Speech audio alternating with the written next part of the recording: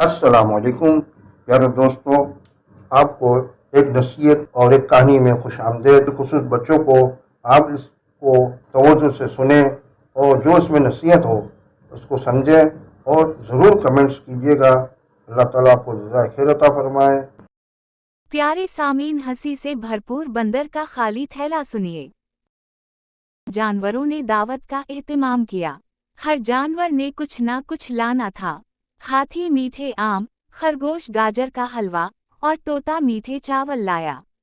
बंदर मियाँ सबसे चालाक थे।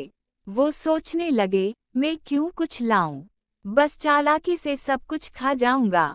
बंदर एक खाली थैला लेकर पहुंचे और बोले, मैं खुफिया मीठा लाया हूं, लेकिन खाने के बाद ही दिखाऊंगा। सब हंसे और उनकी बात मान ली। दावत शुरू हुई, सबने खाना खाया और बंदर हर एक के बर्तन में से खाते रहे।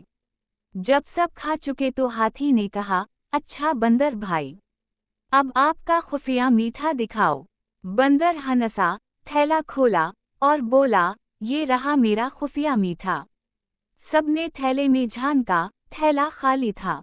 जंगल में खामोशी छा गई। फिर सब जानवर जोर से हंसने लगे।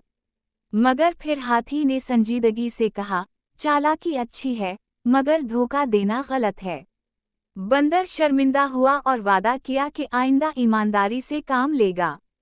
सबक: चालाकी अच्छी है, लेकिन ईमानदारी सबसे बड़ी खूबी है। दूसरों को बेवकूफ़ बनाकर वक्ती फ़ायदा मिलता है, मगर इज्जत हमेशा सच्चाई से मिलती है।